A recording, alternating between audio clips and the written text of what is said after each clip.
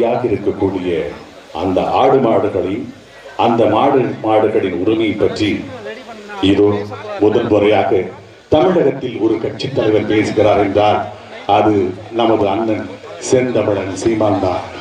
இதோ உரிமைக்காக அவரது குரல்.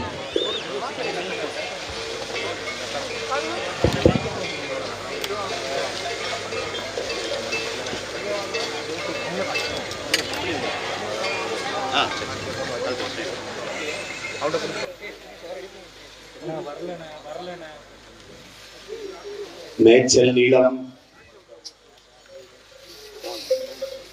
எங்கள் உரிமை என்ற முழக்கத்தை முன்வைத்து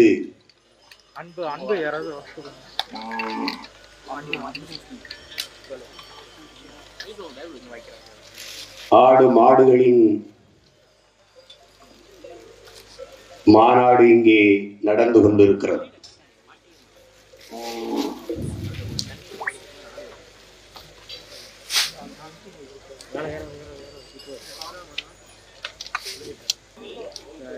ஆடு மாடுகளாகிய எங்களின் உரிமைக்காக மதுரை மண்ணிலே இந்த விராதனூரிலே நடந்து கொண்டிருக்கிற இந்த மாநாட்டிலே பங்கேற்றிருக்கிற எங்களுடைய மெய்ப்பர்களாகிய ஆயர்குடி சொந்தங்களே,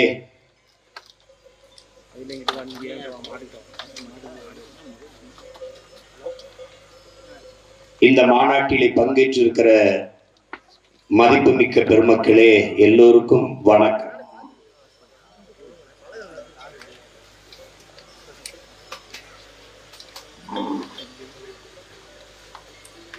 எத்தனையோ நிகழ்விலே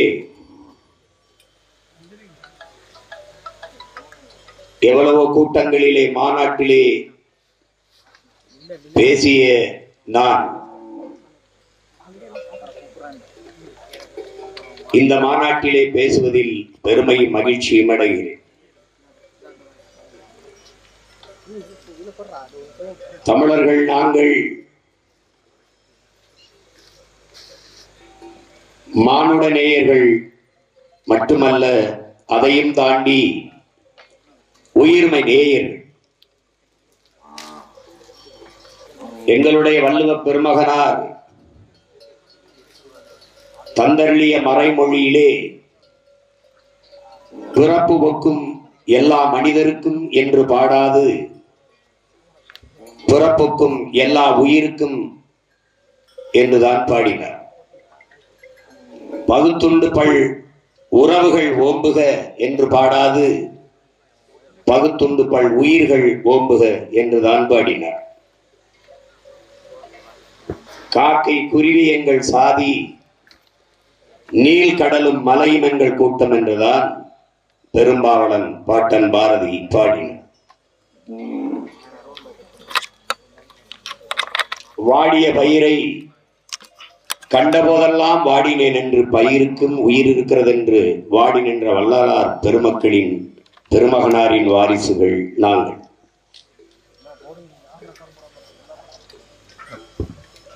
புறப்பொருள் வெண்பா மாலை கடையலில் வள்ளல்களில் ஆகச் சிறந்த வள்ளல்கள் யார் என்று கணக்கிடுகிற போது பாரி, ஓரி, காரி, பேகன், ஆய், நல்லி, அதியமான், இதிலே பாரியும் பேகனும் தான் ஆகச் சிறந்த வள்ளல்கள் என்று மதிப்பிடுகிறார்கள். அதற்கு காரணம், ஒருவன் கேட்டு கொடுப்பது கொடைதான், ஆனால் அது சிறந்த கொடை அல்ல. காரணம், கேட்கும் போது அவன் தன்மானத்தை இழந்து விடுகிறான். கேட்காமலே கொடுப்பது சிறந்த கொடை.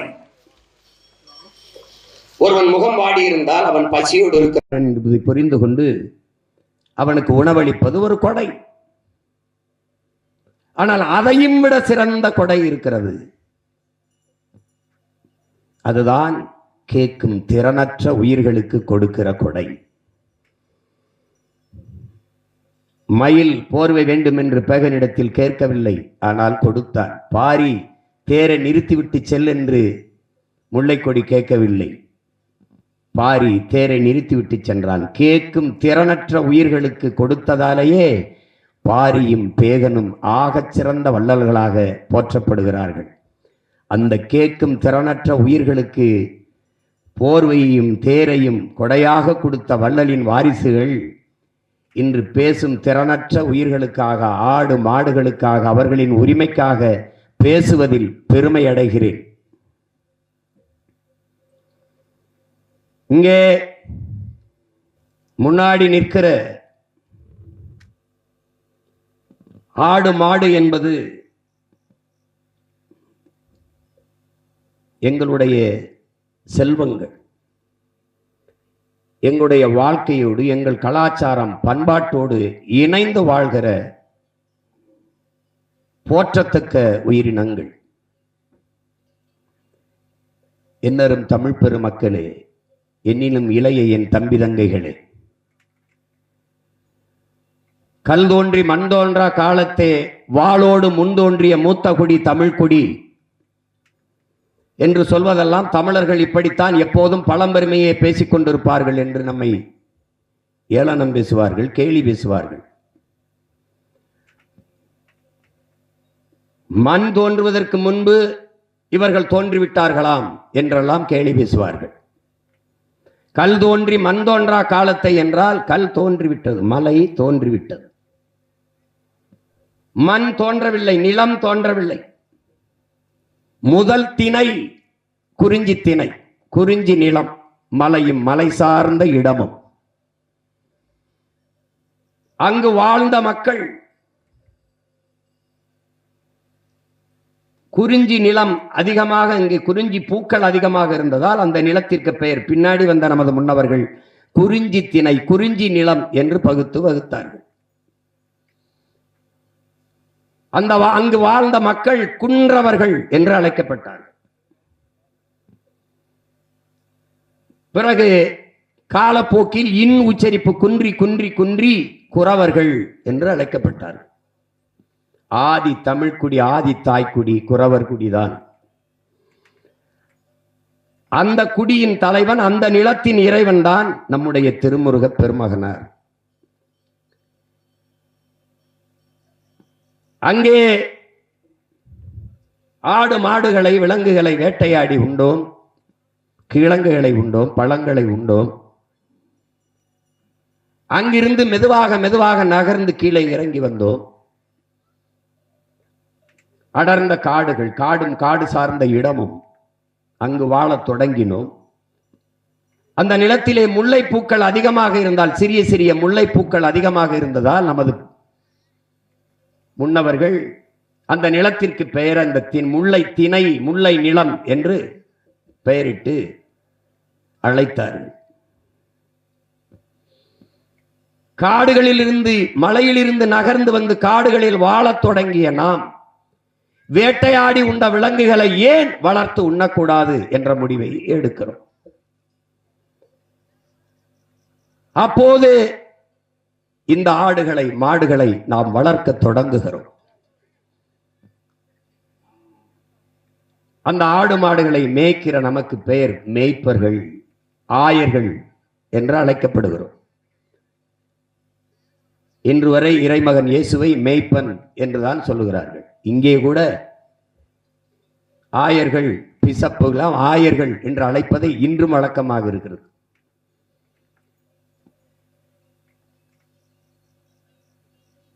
அங்கே ஆடு மாடுகளை எண்ணுவதற்கு அங்கேயே நாம் 1-2 எண்ணை கண்டுபிடித்து விடுகிறோம்.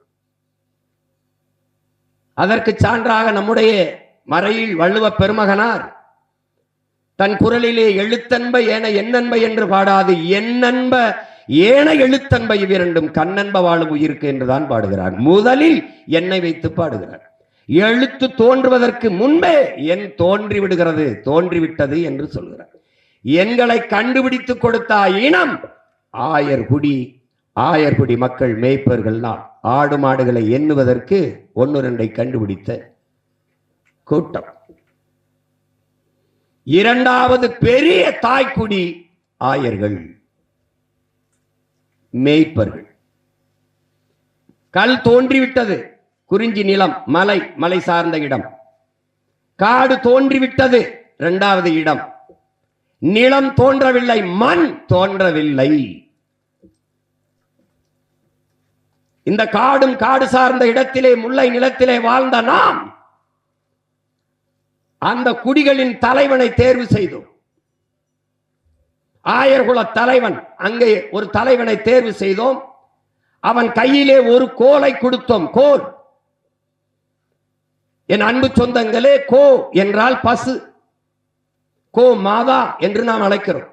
கோ என்றால் வேந்தன், அரசன், கோன் என்று பொருள்.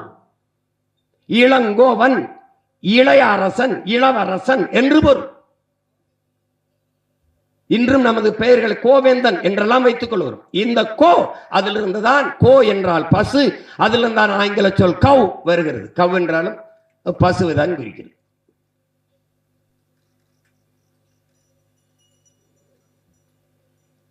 இந்த கோ அந்த குடிகளின் அரசன், அந்த குடிகளின் தலைவன் கோன் என்று அழைக்கப்பட்டான். அவன் கையிலே ஒரு கோல் இருப்பதால் கோன் என்று அழைக்கப்பட்டான். அதனால் நாம் கோனார்கள் என்று ஆனோம்.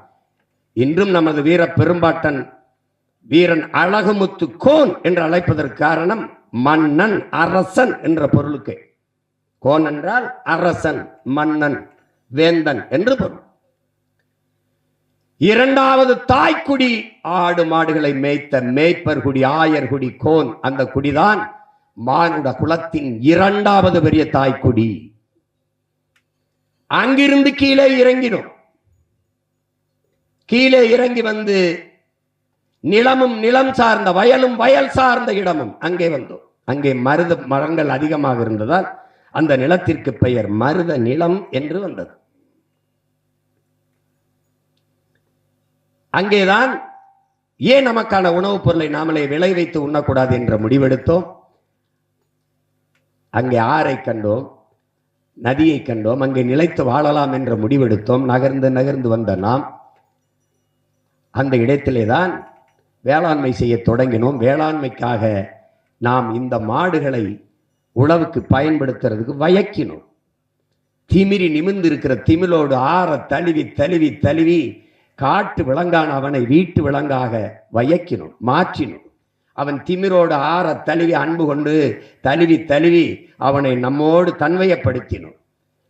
அதுதான் ஏறு தழுவுதல் என்று அழைக்கப்படுகிறது. இன்று வரை இந்த ஜல்லிக்கட்டு என்பது பின்னாடி வந்த நாயக்க மன்னர்கள் அவர்கள் இந்த மாட்டு காளையின் கொம்பிலே சல்லி காசுகளை கட்டி விட்டதால் அது சல்லியை கட்டினதால் சல்லிக்கட்டு என்று ஆகிவிட்டது. ஏறு தழுவுதல் தான் நம்முடைய விளையாட்டு.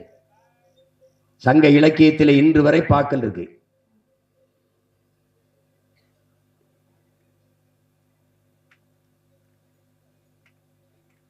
அறிவார்ந்த தமிழ் சமூக தம்பி தங்கைகள் அன்றிலிருந்து நம்மோடு ஒரு உறவினனாக, உடன் பிறந்தவனாக நம்மோடு இணைந்து இந்த ஆடுகளும் மாடுகளும் வாழ்ந்து கொண்டிருக்கிறது. கொல்லேற்று கோடஞ்சுவானை மறுமையும் புல்லாலே ஆய மகள் என்று இருக்கிறது. காலை அடக்குவதற்கு அஞ்சுவானையானால் அஞ்சுகிற ஆண்மகனை அடுத்த பிறப்பிலும் மனம் செய்ய ஆயமகள் அஞ்சுவாள். அவன் கோழை என்று கருதப்படுகிறான். கொல்லேற்ற கோடஞ்சுவானை மறுமையும் புல்லாலே ஆயமகள் என்று சங்க இலக்கியத்திலே பாட்டு இருக்கிறது. அப்ப இருந்து நாம் இந்த ஏறுதழுவி வருகிறோம். அந்த காளையை பழக்கி வயக்கி உழவுக்கு பயன்படுத்தினோம். அன்றிலிருந்து நம் குடும்ப உறுப்பினராக, உடன் பிறந்த ஒருவனாக நம்மோடு இருப்பது இந்த மாடுகள். அப்ப மூன்றாவது நிலம்தான் மண். கல் தோன்றிவிட்டது, மண் தோன்றவில்லை. மூன்றாவது நிலமான குறிஞ்சி மருத நிலம் தோன்றுவதற்கு முன்பே அந்த கல் தோன்றிய குறிஞ்சி நிலத்திலே வாழ்ந்தவர்கள் தமிழர்கள். கல் தோன்றி மண் தோன்றா காலத்தை வாளோடு முன் தோன்றிய மூத்த குடி என்று அந்த நமக்கு உணர்த்துகிறது. அறிவார்ந்த தமிழ் சமூக மக்கள், என்னரும் தம்பி தங்கைகள் புரிந்து கொள்ள வேண்டியது, இரண்டாவது நிலமான காடும் காடு சார்ந்த இடத்திலே முல்லை நிலத்திலே வாழ்ந்த நம் மக்கள், முல்லை நிலத்திலே வாழ்ந்த நமது செல்வங்கள் ஆடும் மாடும். அதே காட்டுக்குள் இன்றைக்கு நம் ஆயர்குல மக்களும் இந்த ஆடும் மாடும் காலடி வைக்க கூடாது என்கிற தடையை எப்படி ஏற்பது என்பதைத்தான் அறிவார்ந்த மக்களிடத்திலே உங்கள் மகன் எழுப்புகிறேன். அதே காட்டுக்குள் அதே மலையடிவாரத்தில் உன் மாடு ஆடும் நுழைய கூடாது, என் மேய்ப்பர்கள் என் ஆயர் குடி கால் வைக்க கூடாது என்றால் அந்த தடையை தகர்க்காமல் இருப்பது போல ஒரு கொடுமை ஏதாவது உண்டா என்பதை எப்படி இது?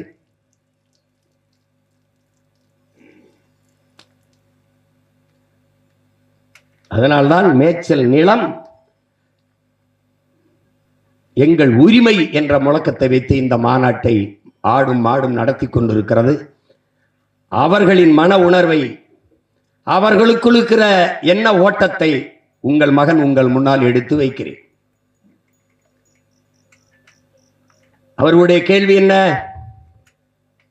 அவர்களுடைய கேள்வி என்ன? மேய்ச்சல் காடுகளில் மேய்ச்சல் நிலங்களில் மேய்ந்து கொண்டிருக்கிற எங்களை, ஆடுகளை மாடுகளை ஒருவன் திருடி விட்டால் அதை திருட்டு என்கிறீர்கள்.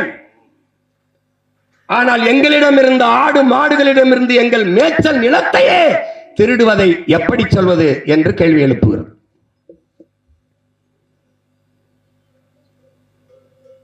நாடு உங்களது என்றால் காடு எங்களது இல்லையா? அந்த காட்டில் எனக்கு உரிமை இல்லையா? உங்கள் பசிக்கு எனது பால் இருக்கிறது, எங்களின் பசிக்கு புல் இருக்கிறதா என்ற கேள்விக்கு உங்களிடத்தில் பதில் இருக்கிறதா? பதில் இருக்கிறதா?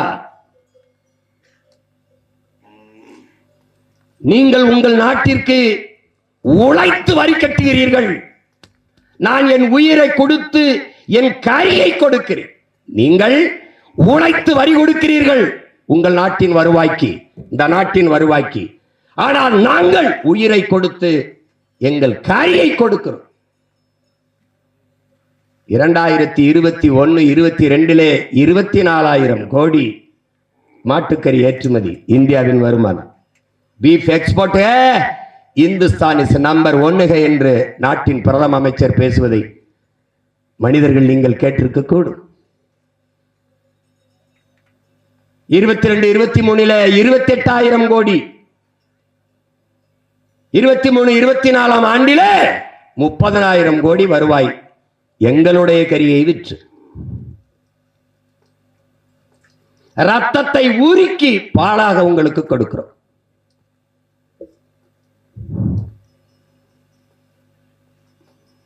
எத்தனையோ தாய்மார்கள் எங்களை நம்பித்தான் பிள்ளையே பெறுகிறார்கள். அவர்கள் ஓராண்டு பால் ஊட்டி அதோடு நிறுத்தி விடுகிறார்கள்.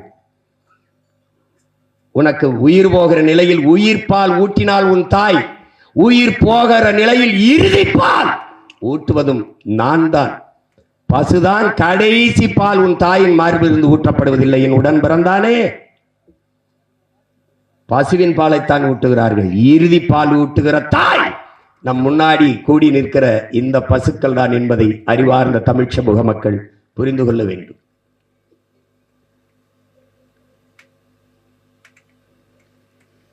பால் ஏற்றுமதியில் மட்டும் டைரி டேயிலே மில்க் பால் நாளிலே நாட்டினுடைய முதன்மை அமைச்சர் மாண்புமிக்க ஐயா நரேந்திர மோடி அவர்கள் பேசியது இருக்கிறது. பாலிலே மிகப்பெரிய சந்தை இருக்கிறது, அதிலேயே நாம் தற்சார்பு பொருளாதாரத்தில் தற்சார்பை அடைய முடியும் என்று பேசியது இருக்கிறது.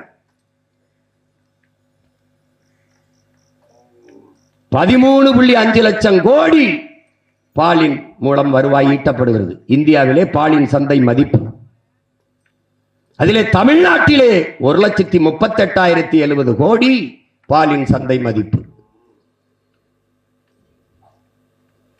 ஆனால் மனிதர்கள் நீங்கள் 1,38,070 கோடி பாலின் சந்தை மதிப்பு. அதை விட்டு நீங்கள் 50,000 கோடிக்கு சாராய வித்து குடிக்க வச்சு எண்ணற்ற தாய்மார்களின் தாலி அறுத்து கொண்டு இருக்கிறீர்கள்.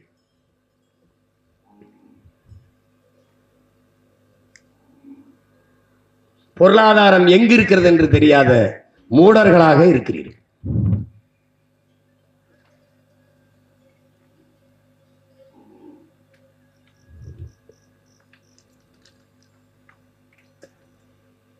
நாங்கள்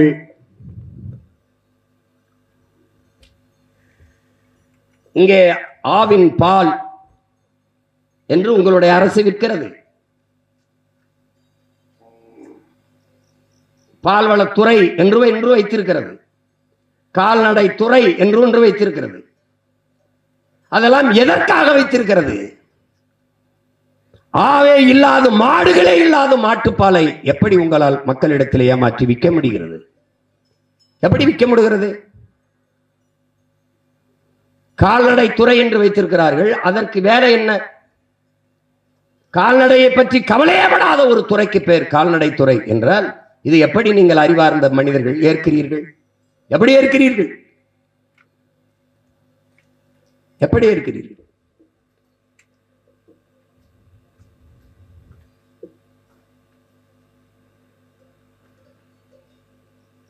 உங்கள் காலுக்கு செருப்பு எங்களின் தோல், உங்கள் தோளிலே பை, உங்கள் தோளுக்கு பை எங்களின் தோல்.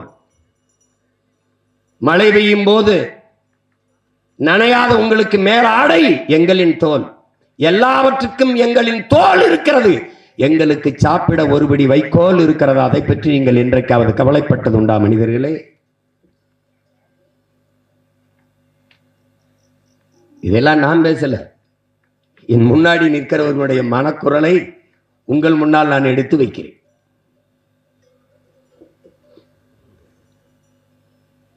பிரேசிலுங்கிற ஒரு நாடு 2 கோடி ஹெக்டேரில் மேய்ச்சல் நிலம் வைத்திருக்கிறது. நியூசிலாந்து 25 லட்சம் ஹெக்டேர் மேய்ச்சல் நிலங்களை வைத்திருக்கிறது. ஆஸ்திரேலியா 3.5 கோடி ஹெக்டேர் விளைநிலங்களை வைத்திருக்கிறது. கென்யா ஒரு சின்ன நாடு 1 கோடி ஹெக்டேர் விளைநிலங்களை வைத்திருக்கிறது, மேய்ச்சல் நிலங்களை வைத்திருக்கிறது. இந்தியா 1.7 கோடி ஹெக்டேர் மேய்ச்சல் நிலங்களை வைத்திருக்கிறது என்று விவரங்கள் சொல்லுது. அதிலே தமிழ்நாடு 12 லட்சம் ஹெக்டேர் மேய்ச்சல் நிலங்களை வைத்திருக்கிறது என்று சொல்லுகிறார்கள். அது குறிப்பாக கிருஷ்ணகிரி, தருமபுரி, சேலம், நாமக்கல், நீலகிரி இங்கெல்லாம் மேய்ச்சல் நிலங்கள் இருப்பதாக கணக்கிலே சொல்கிறார்கள். கிருஷ்ணகிரி தருமபுரியிலே 3 லட்சம் ஹெக்டேர், நீலகிரியில் 1 லட்சம் ஹெக்டேர், திருவண்ணாமலையில் 1.5 லட்சம் ஹெக்டேர் மேய்ச்சல் நிலங்கள் இருக்கிறதாக சொல்லுகிறார்கள். இருக்கிறதா என்ற கேள்வியை நீங்களே எழுப்பி பாருங்கள். 12 லட்சம் ஹெக்டேரிலே எல்லா நிலங்களையும், மேய்ச்சல் நிலங்களையும் ஆக்கிரமித்து தொழிற்சாலை கட்டுகிறோம், விண்ணூர்தி நிலையம் கட்டுகிறோம், பேருந்து நிலையம் கட்டுகிறோம் என்று வீட்டு மனைகளாக விளைநிலங்களையும் மேய்ச்சல் நிலங்களையும் பறித்து எல்லாவற்றையும் அபகரித்துக் கொண்டார்கள்.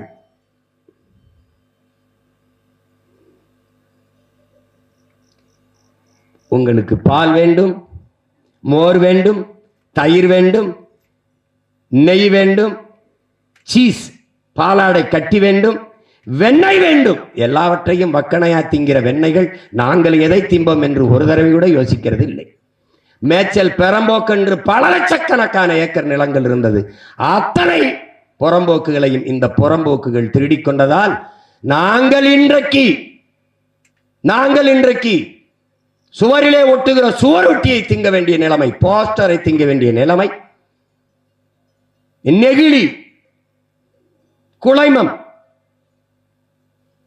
தமிழில் சொன்னால் உங்களுக்கு வேற புரியாது, பிளாஸ்டிக், பாலித்தீன் இதுகளை தின்று சாக வேண்டிய நிலைமைக்கு தள்ளப்பட்டிருக்கிறோம்.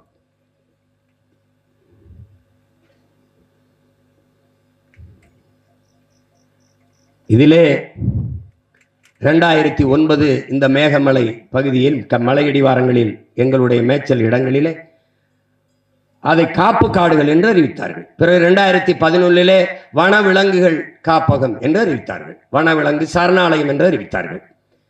பிறகு 2021 புலிகளின் காப்பகம் அது, அதற்குள்ளே ஆடு மாடுகள் மேய தடை என்று தடை விதித்து எங்களுடைய மேய்ச்சல் காடுகளை பறித்துக் கொண்டார். சில மலையடிவாரங்களில் மேய முடியாது, சமவெளிகளில் அது மேயலாமா என்றால் எங்கே இடம் இருக்கிறது? எங்கே இடம் இருக்கிறது? மலைக்காடுகளுக்குள் சென்று ஆடு மாடுகள் நாங்கள் மேய்வதில் உங்களுக்கு இருக்கிற பிரச்சனை என்ன? நீங்கள் சொல்கிற குற்றச்சாட்டு என்ன?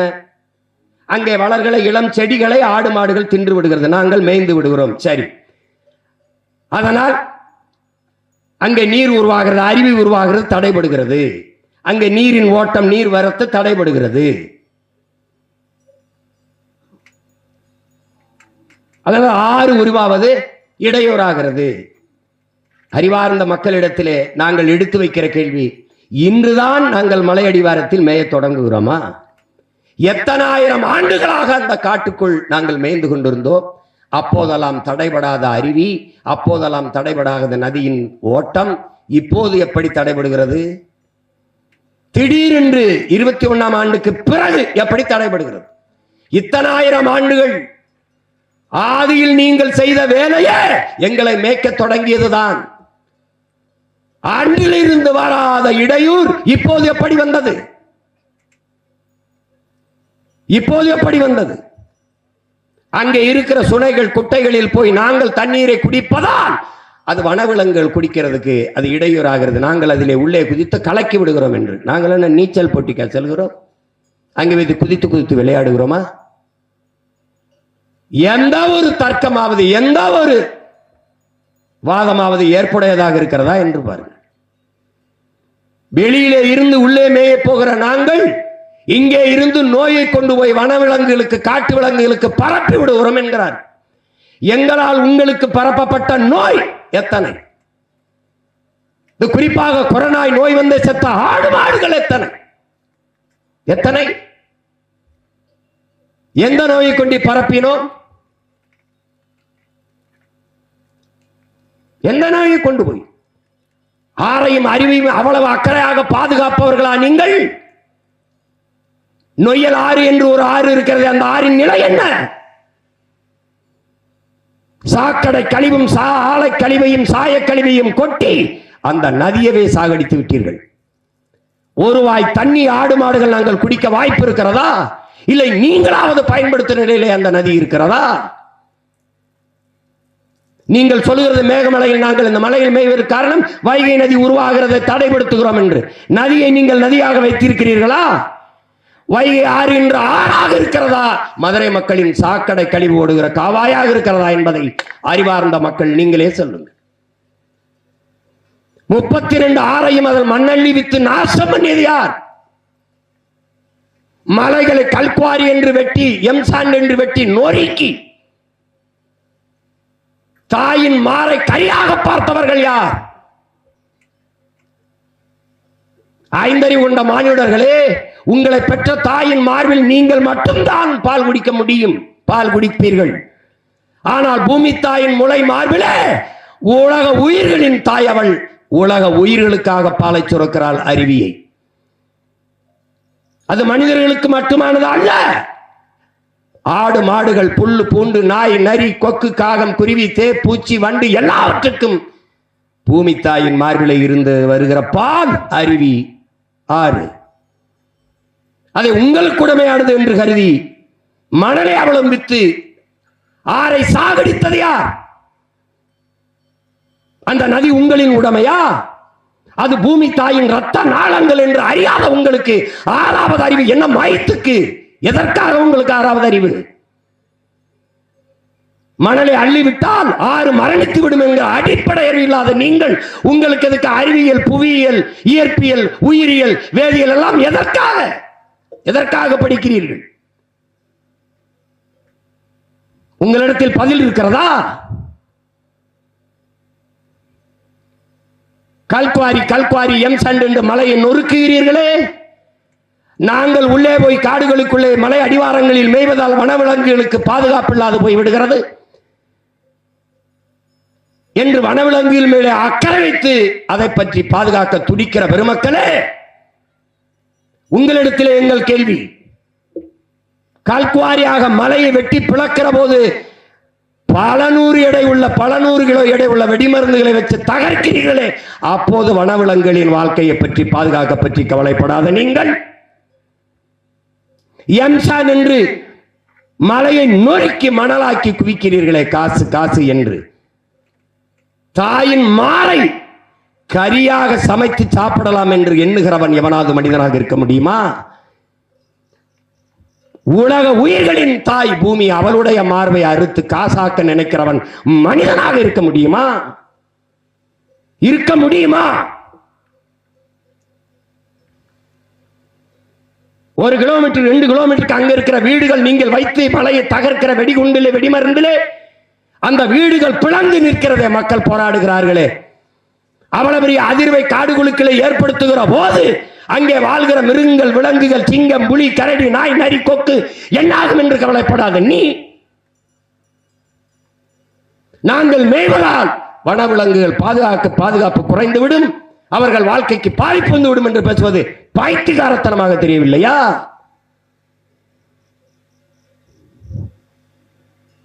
மேற்கு தொடர்ச்சி மலையின் தொடக்கம் கேரளா, அதனுடைய அடுத்த தாய கன்னியாகுமரி, அடுத்தது கேரளாவிலே தேவை கற்கள் கட்டுமானத்திற்கு, கேரளாவிலே தேவை மலை மணல் கட்டுமானத்திற்கு.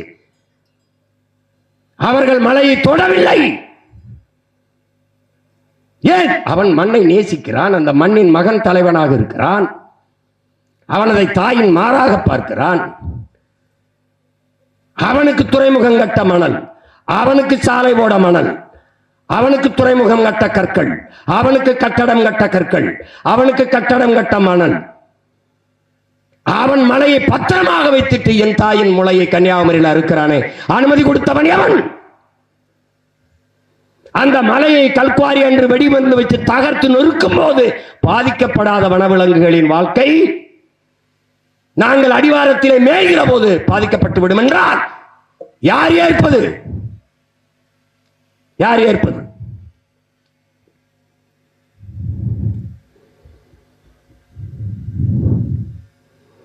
உன்னுடைய மலையை அறுத்து கொண்டு போகிறான், பதிலுக்கு உனக்கு அவனுடைய குப்பையை கொண்டு உன் தாய் நிலத்திலே கொட்டுகிறான்.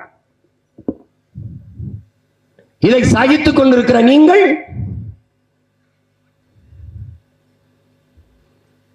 அதே மேற்கு தொடர்ச்சி மேல் இந்தியாவில் எத்தனை மலைகள், அங்கெல்லாம் நடக்காத நீற்றின ஆய்வு தேனியில என்னுடைய மேற்கு தொடர்ச்சி மலையிலே நடக்க காரணம் என்ன? அவர்களே சொல்லுகிறார்கள் 50,000 டன் எடையுள்ள வெடிமருந்தை வைத்து நாங்கள் தகர்ப்போம், அதை கொடைவோம் மலையை. 50,000 டன் என்று சொன்னால் 1,00,000 டன் 1.5 லட்சம் டன் கூட இருக்கலாம். அந்த வெடிமருந்துகளை வச்சு தகர்க்கிற போது ஏற்படாத வனவிலங்குகளுக்கு பாதிப்பு, அவர்கள் வாழ்க்கைக்கு அச்சுறுத்தல், அவர்கள் வாழ்விடங்களுக்கான பிரச்சனை. நாங்கள் வெறும் புள்ளையும் புண்டையும் மேய்ந்து விட்டு வாழ்வதில் ஏற்பட்டுவிடும் என்பதை எப்படி ஏற்கிறீர்கள்? எப்படி ஏற்கிறீர்கள்?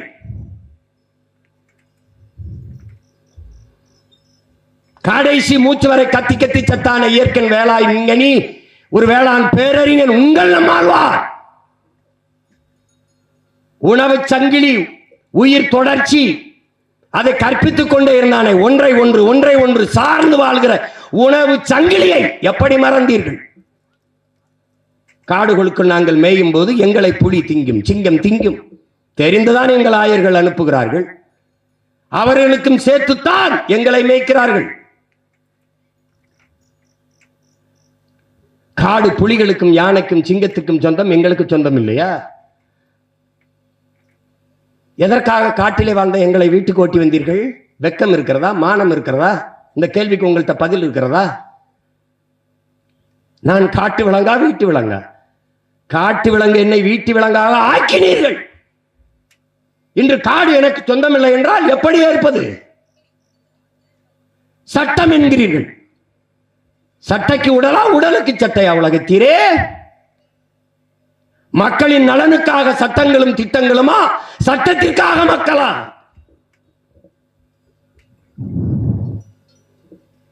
இதை குறிப்பாக அறிவார்ந்த தமிழ் சமூக மக்கள் நீங்கள் இதை ஏற்கிறீர்களா? ஏற்கிறீர்களா? வெட்டி வெட்டி நீங்கள் விற்கும் போது அழியாத மலை வனம், அங்கே வனவிலங்கு வாழ்க்கை தரம், வாழ்க்கை பாதுகாப்பு, நாங்கள் ஓரத்தில் போய் புள்ளையும் பூண்டையும் மேய்ந்து விட்டு அங்கே இருக்கிற சுனைகள் குட்டையில் இருக்க தண்ணீரை குடித்து வருவதில் காட்டின் வளம் அழிந்து விடுகிறது. எல்லாம் காடுகளை காலங்காலமாக பல ஆயிரம் ஆண்டுகளாக பாதுகாத்து வந்த மக்கள், காடுகளிலே வாழ்ந்த பழங்குடி மக்களும் எங்களை மேய்க்கிற எங்கள் மேய்ப்பர் குடி ஆயர்குடி கோன்களும் தான் என்பதை அறிவார்ந்த மக்கள் புரிந்து கொள்ள வேண்டும். காடுகளின் ஆன்மா இன்று வரை காப்பாற்றப்படுகிறது, சீரழியாமல் பாதுகாக்கப்படுகிறது என்றால் எங்கள் ஆயர்குடிகளாலும் காடுகளிலே வாழ்கிற, காடே குடிகளாக வாழ்கிற, காடே வீடென்று வாழ்கிற பழங்குடி மக்களாலும் தான். இதை கூட அறியாத, கற்காத கல்வி உங்களுக்கு எதற்காக? பள்ளிக்கூடம் சென்று படிக்காத எங்களுக்கு இருக்கிற அறிவு கூட உங்களுக்கு இல்லை என்றால் என்ன செய்வது?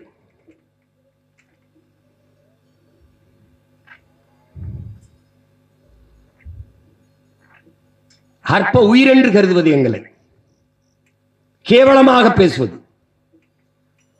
பள்ளிக்கூடத்தில் ஒரு மாணவனுக்கு படிப்பு சரியாக வரவில்லை என்றால் ஆசிரியர் பெருமக்கள் நன்றாக சொல்லிக் கொடுங்கள். அதற்குத்தானே ஊதியம், அதுதானே உங்கள் பணி. ஒரு முறை பதியவில்லை என்றால் திரும்ப மறுமுறை சொல்லிக் கொடுங்கள். மறுமுறை என்றால் 3வது முறை 4வது முறை சிறப்பு பயிற்சி வைத்து கூட கற்றுக் கொடுங்கள். அதை விட்டுவிட்டு ஆடு மாடு மேய்க்கத்தான் லாயக்கு என்றால் ஆடு மாடு மேய்ப்பது அவ்வளவு இழிவு அவமானம் ஆகிவிட்டதா? ஆடும் மாடும் மேய்ப்பது அவமானம் அல்ல, வெகுமானம், வருமானம் என்பதை உணராத வரை உன் நாடு பொருளாதாரத்தில் வளராது, ஒரு மயிரையும் புடுங்காது. என்ன புரிதல் இருக்கிற உங்களுக்கு? அவ்வளவு அவமானம்.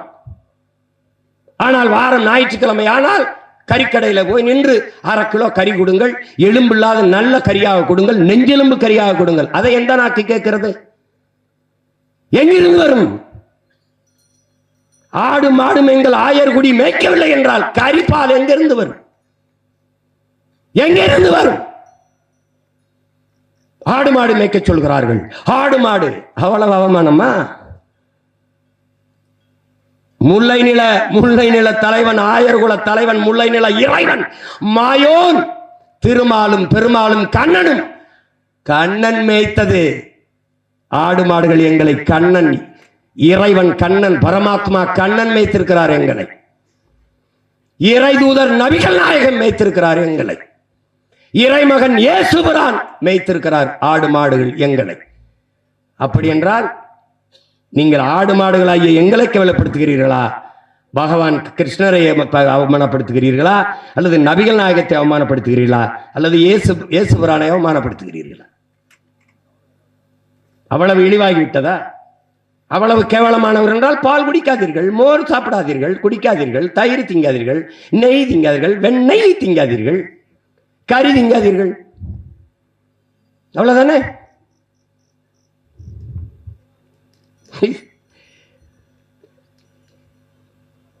இது ஒரு சிந்தனை, எளி சிந்தனை. ஆடு மாடு மேய்ப்பது தொழில் அல்ல, எங்கள் வாழ்க்கை முறை, எங்களினுடைய பண்பாடு, எங்கள் வாழ்வியலோடு இயைந்த கலாச்சாரம் அது.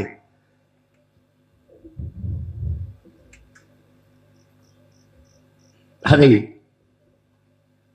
இளைய தலைமுறை பிள்ளைகள் புரிந்து கொள்ள வேண்டும். நாங்கள் யார்?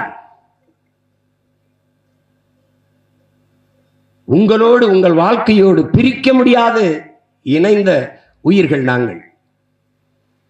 உலகத்தில் தமிழர்கள் மீது எங்களுக்கு இருக்கிற மதிப்பு என்ன? எத்தனையோ இனங்கள் உலகிலே பண்டிகை வைத்து கொண்டாடுகிறார்கள். அறுவடைக்கென்று திருநாள் வைத்தவன் உலகத்திலே தமிழன் தான். ஆடு மாடுகள் எங்களுக்கென்று பண்டிகை வைத்து கொண்டாடியவனும் தமிழன் தான். மாட்டுக்கென்று பொங்கல் வைத்து மாட்டு பொங்கல் என்றே கொண்டாடியவனும் தமிழன் தான். காரணம், உங்களோடு தோளுக்கு தோளாக நின்று நாங்கள் உழைத்ததால். வேளாண்மை வருகிற போது நாங்கள் உங்களோடு உழவுக்கு பயன்படுவோம். எங்கள் தோளிலே கலப்பையை வைத்து, மேலியை வைத்து, கலப்பை வைத்து உழுது, அகல உழுவதை விட ஆழ உழுவது மேல் என்று முன்னோர்கள் சொன்னது எவ்வளவு அர்த்தம் உள்ளது என்பதை நீங்கள் எண்ணி பார்க்க வேண்டும். இன்னைக்கு எங்களை ஒழித்து விட்டு நீங்கள் உழவு இயந்திரம் என்ற நவீன விசை இயந்திரமான டிராக்டரை வச்சு உழுகிறீர்கள். 60 கிலோ எடையுள்ள ஒரு மனிதன் தொடர்ந்து நடந்தால் அந்த இடத்துல புல்லை தவிர அந்த இடத்துல எதுவுமே முளைக்காது. புல்லு பூண்டு எதுவுமே முளைக்காது. 60 கிலோ எடையுள்ள மனிதன் நடந்தாலே எதுவும் முளைக்காத போது 6 டன் எடையுள்ள டிராக்டரை வச்சு இவ்வளவு பெரிய சக்கரத்தை வச்சு பூமியை அழுத்தினால், நிலத்தை அழுத்தினால் அந்த இடத்துல என்ன முளைக்கும்? கலப்பை உழும். டிராக்டர் இயந்திரம் கீறிவிடும், மெதுவாக கீறிவிடும், கோடு போட்டு விடும். அந்த உழவு முறையை நீங்கள் விட்டீர்கள். நவீன டிராக்டர் இயந்திரத்தை கண்டுபிடித்தவன் அதை சந்தைப்படுத்துவதற்கு மாடுகளை கொல்ல வேண்டும் என்று முடிவெடுத்தான். பல ஆயிரக்கணக்கில் எங்களை வாங்கி கொன்று புதைத்தார்கள். பசுமை புரட்சி என்று கொண்டு வந்தீர்கள். செயற்கை உரத்திற்கு போனீர்கள். வெண்மை புரட்சி என்று வாய்களிக பேசுகிறீர்களே, எங்களின் பால் இல்லாத வெண்மை புரட்சி ஏது? ஏது வெண்மை புரட்சி? நாங்கள் இல்லாத அந்த புரட்சி ஏது? பசுவும் பாலும் இல்லாத வெண்மை புரட்சி ஏது?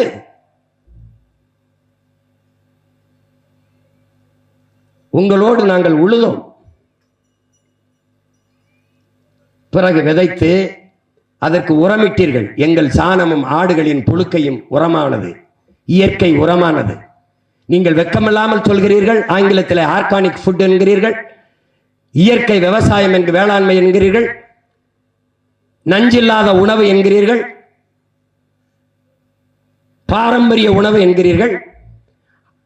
எங்களுடைய சாணியும் ஆட்டின் புழுக்கையும் இல்லாத உங்களுக்கு இயற்கை உரம் ஏது? இயற்கை உரம் ஏது? 2ஆம் உலகப் போரில் வெடிக்காத வெடிவுப்புகளை அவன் ரசாயன உரங்களாக மாற்றினான். அதை சந்தைப்படுத்துவதற்கு மிகப்பெரிய மக்கள் தொகை கொண்ட நாடுகளை நாடினான்.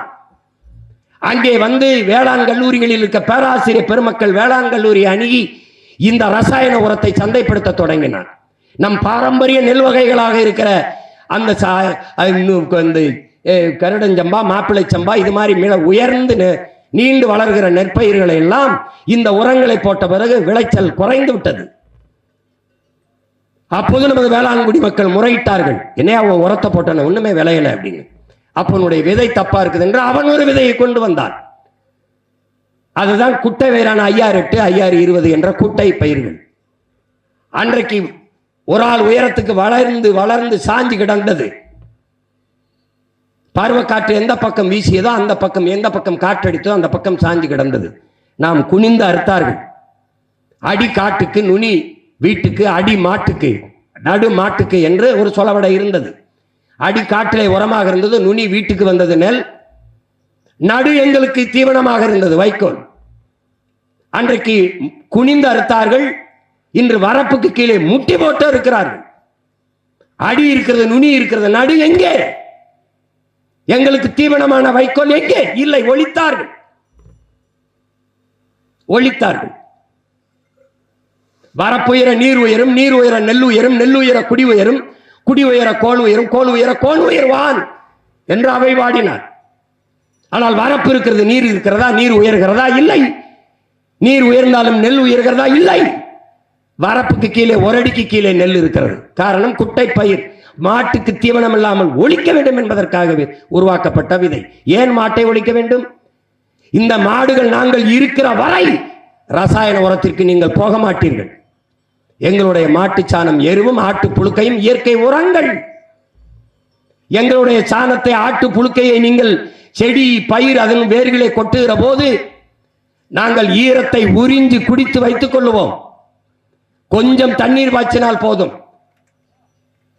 நாங்கள் நீரை பிடித்து வைத்துக் கொண்டு நீண்ட நாட்கள் வேரிலே ஈரப்பதத்தை காத்து வைப்போம். ஆனால் நீங்கள் அதை விடுத்து விட்டு ரசாயன உரத்தை கொட்டுகிறீர்கள், உப்பை கொட்டுகிறீர்கள், வெடி உப்பை. உப்பை தின்னவன் தண்ணி குடிப்பான் என்பது போல, நாக்கு வறண்டுவது போல உப்பை கொட்டினவன் நிலம் வறண்டு போகிறது. உடனே அடிக்கடி தண்ணீர் தேவைப்படுகிறது. உரம் என்கிற பெயரிலே நச்சை நீங்கள் வேரிலே கொட்டுகிறீர்கள்.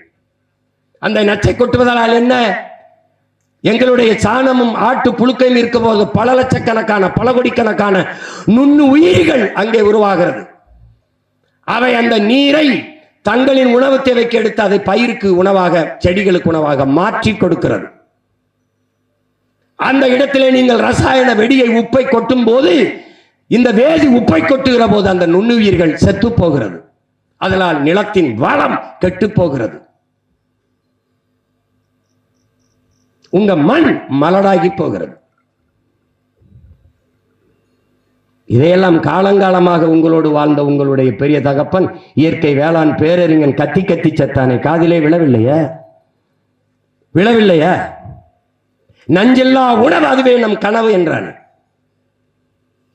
மலை காடுகளுக்குள் எங்களை மேய்க்க விடவில்லை, சமநிலத்திலே அது எங்களை மேய்க்க விடுகிறீர்களா? சிப்பாடு தொழிற்சாலை, விமான நிலையம் கட்டுகிறோம், பேருந்து நிலையம் கட்டுகிறோம், வீடுகளை கட்டுகிறோம், எல்லாவற்றையும் பறித்து 1 விழுக்காடு தான் மேச்சலம் இருக்கிறது என்கிறார்கள். ஆக்கிரமிப்பாளன் எல்லாருமே அந்த 1 விழுக்காட்டை தான் குறிவைத்து ஆக்கிரமிக்கிறார். எங்களுடைய சாணம், எங்களுடைய கழிவு உரமாக இருந்தது. நீங்கள் சாண குழி, குப்பை கிடங்கு வைத்து 6 மாதத்திற்கு அதை மக்க வைத்து உரமாக்கி விளைநில காலங்களில், உழவு காலங்களில் நிலத்தில் கொண்டு கொட்டுவீர்கள். சுமந்து கொண்டு போய் நிலத்தில் கொட்டியது யார்? நாங்கள் தான். எங்கள் முதுகலை வண்டியை ஏற்றி அதிலே வெட்டி கொண்டு போய் நிலத்திலே கொட்டுவீர்கள். மறுபடி உழுவோம், நாங்கள் தான் உழுவோம். விளை வைத்து அறுவடை செய்வீர்கள். கட்டை யார் தூக்கி வருவார்? நாங்கள் தான் தூக்கி வருவோம். எங்கே? களத்திலே கொட்டுவோம், புனையல் அடிக்கிற இடத்திலே அடிப்பீர்கள். அடித்து எங்களை என்ன பண்ணுவீர்கள்? புனையலாக பூட்டுவீர்கள். எங்கள் காலால் மிதித்து நெல்மணிகளை உதிர்ப்போம். இதற்கெல்லாம் பரிசு எது? வைக்கோல். நெல்லை நீங்கள் எடுத்துக்கொண்டு வைக்கோலை தருவீர்கள். நெல்லை அவித்து அதை பிரித்து அரவையிலே கொடுத்து பிரித்து அரிசியை நீங்கள் எடுத்துக்கிட்டு தவிட்டை எங்களுக்கு தருவீர்கள். அரிசியை சமைச்சு உணவாக சாப்பிட்டு விட்டு பழைய கஞ்சி, மிச்ச கஞ்சி, எச்சி கஞ்சியை எங்களுக்கு தண்ணி தொட்டியிலே ஊற்றுவீர்கள். வடிச்ச கஞ்சி இருக்கிற நீச்ச தண்ணி மிச்சத்தை தூக்கி எங்களுக்கு தொட்டியிலே ஊற்றுவீர்கள். உங்கள் உணவிலே மிச்சத்தை நாங்களும் சாப்பிட்டு உங்களுக்கு உங்களோடு உங்களாக உழைத்த உயிர்தான் நாங்கள் அற்ப மாடுகள் அல்ல, அரிய செல்வங்கள் அல்லதை நீங்கள் அறிய தவறினால் உங்களைப் போல பதர்கள் உலகில் எவரும் இல்லை. நீங்கள் ஒரு தற்சார்பு வாழ்க்கையை வாழ்ந்து கொண்டிருந்தீர்கள். தற்சார்பு பொருளாதாரத்தை, எவனையும் சார்ந்து வாழாத வாழ்க்கையை நீங்கள் வாழ்ந்து கொண்டிருந்தீர்கள். இப்போது இது எல்லாத்தையும் விடுத்து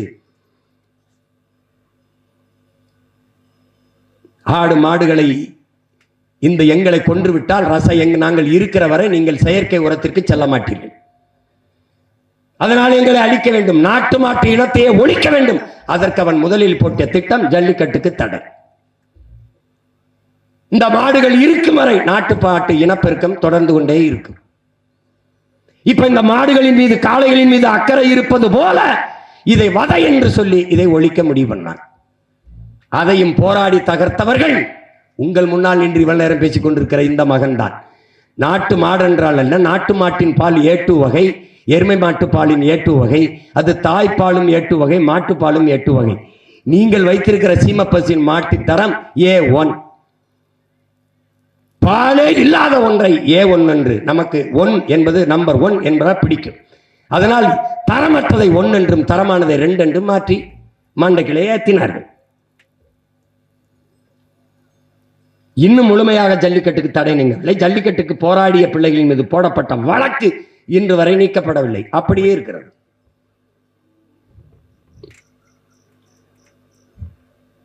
நாட்டு மாட்டு இனத்தை அழிக்க துடிப்பதன் காரணத்தை நீங்கள் நன்கு அறிந்து கொள்ள வேண்டும். நாங்கள் நாட்டு மாடுகள் போடுகிற சாணத்தை காலையில் வந்து பாருங்கள், பூச்சி புழு வண்டு இருக்கும். சீமை பசுகள் போடுகிற சாணத்தை காலையில் வந்து பாருங்கள், காஞ்சு காற்றிலே பறக்கும். நாங்கள் போடுகிற கண்ணுக்குட்டியை அவுத்து விடுங்கள், நீங்க பிடிக்க முடியாது, துள்ளி குதித்து ஓடும். சீமை பசு போடுகிற கண்ணுக்குட்டி அவுத்து விடுங்கள், 1/2 அடி கூட நகராது. வேண்டுமானால் சோதித்து பாருங்கள். நீங்கள் சீமை பசு போடுகிற கண்ணுக்குட்டியை ஜல்லிக்கட்டுக்கு கொண்டு வாருங்கள் பார்ப்போம். ஜல்லிக்கட்டு காளையாக மாற்றுங்கள் பார்ப்போம். இங்கே காளையாக நிற்கிற எல்லாம் நாங்கள் போட்ட குட்டிகள் தான், எங்கள் பாலிலே ஊட்டமாக வளர்ந்தவர்கள் தான். இதை அறிவார்ந்த தமிழ் சமூக மக்கள் நீங்கள் புரிந்து கொள்ள வேண்டும். இதெல்லாம் தேவையா? ஆடு மாடுகளுக்கெல்லாம் பேசுகிறார்கள், இதையெல்லாம் பேசுகிறார்கள் என்று பேசினால் ஒன்றும் பண்ண முடியாது. இயற்கை வேளாண்மை என்றால் மாடும் ஆடும் இல்லாது ஏது இயற்கை வேளாண்மை? ஏது? ஒரு முருங்கை மரமும் ஒரு பசுமாடும் இருந்தால் ஒரு வீடு வறுமையை சந்திக்காது என்று நம்மாழ்வார் என்ற வேளாண் பெருஞானி சொல்கிறார். இப்ப மாடு என்றால் உங்களுக்கு அவ்வளவு கேவலமா போய்விட்டதா? என்னது கொடுமை? மாடு மேய்க்க சொல்கிறார்கள், ஆடு மேய்க்க சொல்கிறார்கள் என்று. அவர்கள் எல்லாம் டாக்டராகி விடுவார்கள், மருத்துவராகி விடுவார்கள், மருத்துவராகி விடுவார்கள், ஐஏஎஸ் ஐபிஎஸ் ஆகி விடுவார்கள், பொறியாளர்கள் ஆகி விடுவார்கள். சோத்துக்கு மண்ணை திம்பார்கள், மாட்டு சாணியை திம்பார்கள். சோத்துக்கு என்ன செய்வார்கள்? டாக்டர் ஆகிவிட்டார், பசிக்கும் போது ஒரு ஊசி 2 மாத்திரையை சாப்பிட்டு விட்டு படுத்து விடுவாரா? என்ன செய்வார்? என்ன செய்வார்? அறிவார்ந்த மக்களே, எந்த திரவ உணவும் முழு உணவாக ஆகாது. பழச்சாறை குடி, எதை வேணாலும் குடி, முழு உணவாகாது. காலையில் கழிவு உனக்கு வராது. நீ தாயின் மார்பிலே 2 ஆண்டுகள் வெறும் பாலை மட்டும்தான் குடித்தாய், கழிவு வரும். காரணம் பால் முழு உணவு, முழு புரதச்சத்துள்ள உணவு. அதுபோல மாட்டு பாலை குடி, முழு உணவு, காலையில் கழிவு வரும். பசியோடு படுக்க போகிறது உன்னை பெற்ற தாய் ஒரு குவளை பாலை குடித்து விட்டு போய் என்று சொன்னால் பால் முழு உணவு. பால் இருக்கிற நாடு பசியை காணாது, பசியவே எதிர்கொள்ளாது, சந்திக்காது.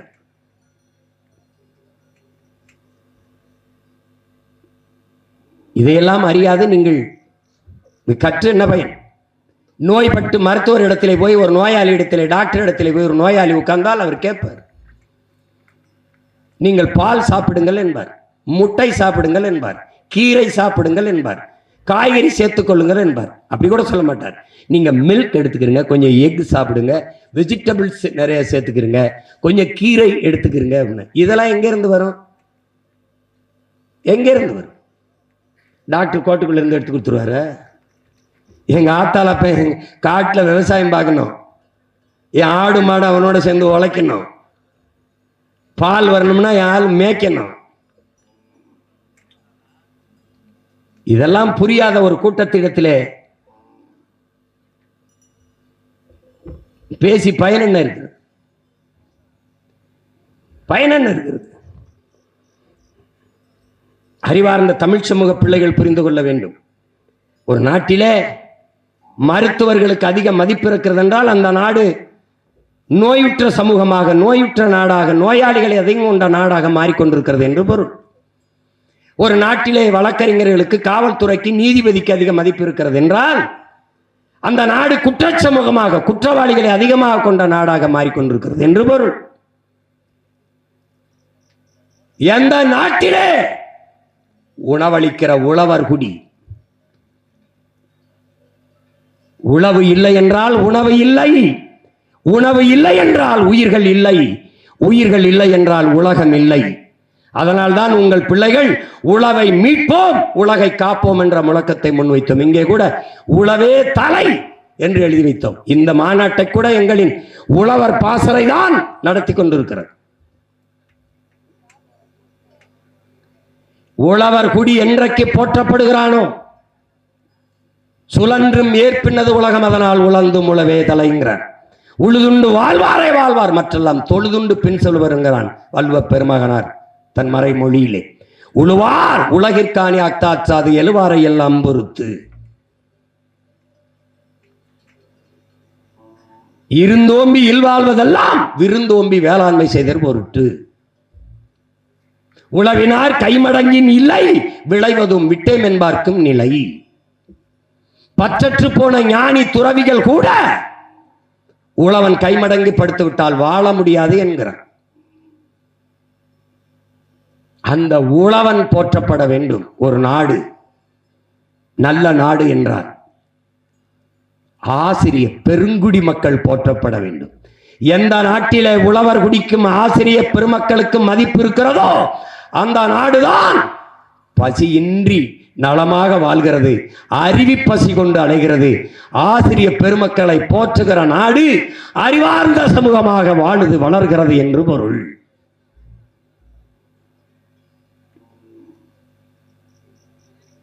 அதை இளைய தலைமுறை தம்பி தங்குகள் நினைவில் வைத்துக் கொள்ள வேண்டும்.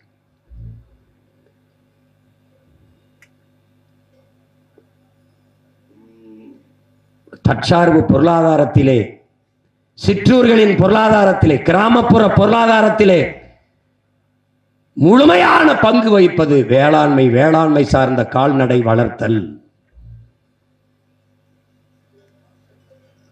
மேய்ச்சல் நிலங்களில் மேய்ச்சல் புறம்போக்கு என்று இருந்தது இல்லை. எத்தனை நாடுகளுக்கு நீங்கள் செல்கிறீர்கள்? அருகில் இருக்க கேரளாவுக்கு செல்லுங்கள். காடுகள் இருக்கும், நீர்த்தேக்கங்கள் இருக்கும். அங்கே ஆடு மாடுகள் நீர் குடிக்கும், கொக்கு குருவிகள் மேய்ந்து கொண்டிருக்கும். பிறகு மேய்ச்சலுக்கென்று காடுகள் இருக்கும். அருகில் இருக்க கேரளாவிலே இருக்கிறது. ஆஸ்திரேலியா அல்லது ஐரோப்பிய நாடுகள் அல்லது பிரிட்டன் அல்லது டென்மார்க், சுவிஸ் அல்லது நியூசிலாந்து, இந்த நாடுகளுக்கு பயணித்து பாருங்கள். சாலைகளில் நீங்கள் மகிழ்வுந்திலே வாகனத்திலே போகிற போது இருபுறம் பாருங்கள், கணக்கில்லாத ஆடு மாடுகள் மேய்ந்து கொண்டிருக்கும். மேய்ச்சல் நிலங்கள் அவ்வளவு. ஆனால் இங்கே எங்கே இருக்கிறது? எங்கே இருக்கிறது? அதை பற்றி நமக்கு கவலை எங்கே இருக்கிறது? எங்கே இருக்கிறது? இந்த ஆடு மாடுகள், நீங்கள் தண்ணி தாகம் எடுத்தால் கடையிலே குடுவையிலே வாங்கி குடிக்கிறீர்கள், போத்தலிலே வாங்கி குடிக்கிறீர்கள். இவர்களுக்கு தாகம் வந்தால் எங்கே செல்வார்கள்? எங்கே செல்வார்கள்? காட்டிலே இருக்கிற யானை, புலி, அதற்கெல்லாம் கவலைப்படுகிற நீங்கள் எதற்காக புலி தண்ணீரை தேடி தெருவுக்குள்ளே வருது? கிராமத்துக்குள்ளே புலி புகுந்து விட்டதுங்கிற செய்தி ஏன் வருகிறது? அதை இந்த ஊடகங்களை காட்டுகிறார்களே. யானை எதற்காக தெருவுக்குள்ளே இறங்கி தண்டவாளயத்தில் சிக்கி அங்கே கிணத்துக்குள்ளே நீருக்காக குதிச்சு அடிபட்டு சாகிறது? காட்டு எருமைகள் எதற்காக கிராமப்புறங்களை, நகர் கிராமத்துக்குள் காட்டை விட்டு ஊருக்குள்ளே இறங்கி வந்து எதற்காக தண்ணீரை தேடி கிணத்துக்குள்ளே விழுகிறது? ஒண்ணுக்கு முப்புக்கு சப்பில்லாத ஒரு காரணத்தை சொல்லி இந்த தடை சட்டத்தை வாங்க சீமான் கட்சியிலே இருக்கிற தீரன் திருமுருகன் தான் போட்டு தடையை வாங்கினார் என்று அவர் தடையை கேட்டார். அறிவார்ந்த தமிழ் சமூக தம்பி தங்கைகளே, என் உயிருக்கு நீ என் உடன் பிறந்தார்களே, என்னருமை பெற்றோர்களே, இத்தனை கேள்விகளை உங்கள் மகன் எழுப்புகிறேனே, அவர் வழக்கு போடுகிற போது எதிர்த்து வாதிட்ட அரசு தரப்பு வழக்கறிஞர் வைத்த வாதம் என்ன? இந்த தர்க்கங்களை செய்து அந்த தடையை தகர்க்காமல் என்ன செய்து கொண்டிருந்தது? அரசின் தரப்பு வழக்கறிஞர்கள் என்ன செய்து கொண்டிருந்தார்கள்?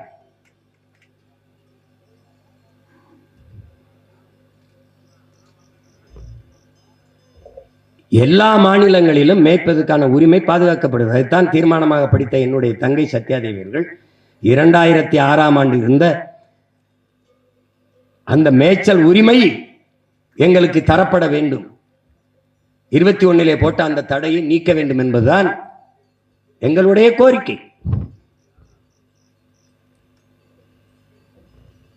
இவ்வளவு கேள்விகளை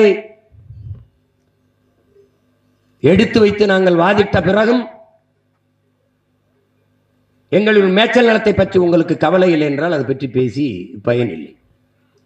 சமவெளியில் மட்டும் மேய முடியுங்கிறது என்கிறீர்களா? அந்த நிலை இருக்கிறதா? எங்கே இருக்கிறது? எத்தனை மாடுகளில் எத்தனை வகை? கார்பர்கர், சக்கி, சிவப்பசகி, சக்கிவால், ஓங்கோல், கிரு, சிந்து என்று பல வகை மாடுகள் மாட்டு இனங்களிலே. பிறகு இங்கு தென்பாண்டி நாடு, மீசல் மாடு, புலிகுளம் மாடு, உப்பளஞ்சேரி மாடு, தேனி மலை மாடு, பர்கூர் மலை மாடு, கொங்கு மாடு, காங்கேய மாடு, ஆலம்பாடி மாடு, காஞ்சி குட்டை மாடு, இப்படி பல வகைகள் இந்த மாடுகளிலே இருக்கிறது. இதிலே குறிப்பாக சிவகங்கை ராமநாதபுரம் எங்க மண்ணிலே இந்த ஆடு மாடுகள் மேயறதுக்கு இடம் பாருங்க. கவின்மிகு முல்லை திருநகர், கவின்மிகு முல்லை திருநகர், இதன் சுருக்கம் தான் கமுதி. இந்த நிலத்திலே, இது ஒரு முல்லை நிலம், இந்த நிலத்திலே, முல்லை நிலம்னு அதே சொல்லுது, கவின்மிகு முல்லை திருநகர் என்று 5000 ஏக்கரை அதானிக்கு மின்பூங்கா அமைக்க எடுத்து கொடுத்த பெருமக்கள் இந்த ஆட்சியாளர்கள் தான். 5000 ஏக்கர். அதிலே மாடுகளாகிய எங்களின் கோரிக்கை என்ன? 1 மீட்டர் உயரத்திற்கு மின்தகடை பொதித்த நீங்கள் 2 மீட்டர் உயரத்திற்கு நீங்கள் பொதித்தால் அந்த தகடை கழுவுவதற்கு நீங்கள் தண்ணீரை பீச்சி அடிக்கிறீர்கள். ஒரு தகடுக்கும் இன்னொரு தகடுக்கும் இடையே இருக்கிற இடைவெளியில் கணக்கில்லாத புல்கள் வளர்கிறது. அதை எங்களுக்கான மேய்ச்சலுக்கு நீங்கள் அனுமதிக்க முடியும், அதை ஏன் செய்யவில்லை என்றுதான் கேட்கிறது.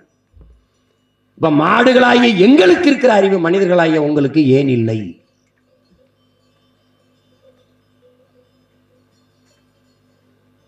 இங்கே கூட ஒரு பத்திரிகையாளர் தம்பி, ஊடகவியலாளர் தம்பி கேட்டார், ஆடுகளை மாடுகளை முன்னாடி நிறுத்தி மனிதர்களை பின்னாடி நிறுத்தி இருக்கிறீர்களே மாநாட்டில் ஏன் என்று. நாங்கள் அவன் பாலை கறக்கும் போது அவனை முன்னாடி நிறுத்தித்தான் பின்னாடி நின்று கறக்கிறதுனால இந்த மாநாட்டிலே அவனை முன்னாடி நிறுத்தி அவர்களை முன்னாடி நிறுத்தி மனிதர்கள் நாங்கள் பின்னாடி அமர்ந்திருக்கிறோம்.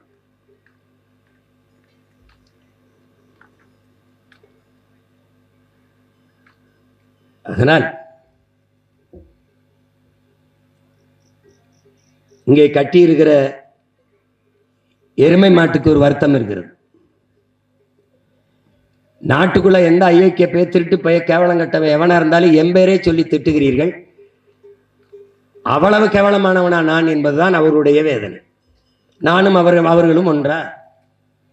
உங்கள் நாடு ஏற்றுமதி செய்கிற மாட்டுக்கறியிலே 64 விழுக்காடு நான் தான், என்னுடைய கறிதான். பாலிலே மிக தரமான மதிப்பு மிக்க உயர்ந்த சத்துள்ள உணவு என்னுடைய பால் தான், எருமை பால் என்னுடைய பால் தான். என்னை நீங்கள் வெறுக்கிறீர்கள். என்னுடைய எண்ணிக்கை எங்கே? கேரளா, ஆந்திரா, தெலுங்கானா, பீகார், குஜராத், பஞ்சாப், உத்தரப்பிரதேசம் எல்லா மாநிலங்களும் எருமை பால் எருமை கறி ஏற்றுமதி செய்யப்படுகிறது. தமிழ்நாட்டில் இல்லை. காரணம் நான் கருப்பாக இருப்பதால் வெறுக்கிறீர்கள். உங்கள் கடவுளின் நிறம் என்ன? உங்கள் சிவன், உங்கள் மாயவன்,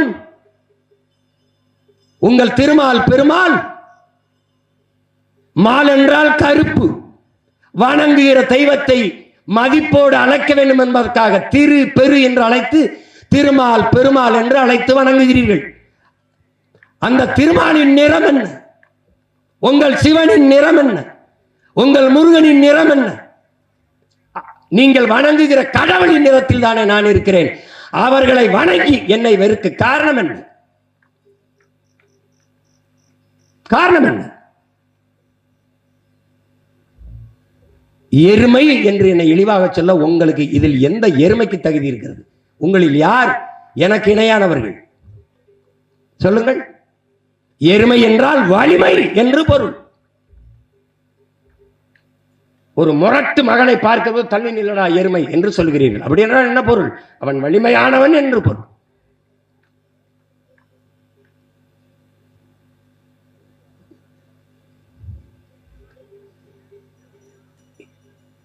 இங்கே ஒவ்வொருவருக்கும் ஆடுகள் அவர்களிற்கு நிறைய ஆடுகள் வருவதாக மாநாட்டில் பங்கேற்பதாக இருந்தது. மழை பெய்ததனால் அவர்கள் வர முடியவில்லை.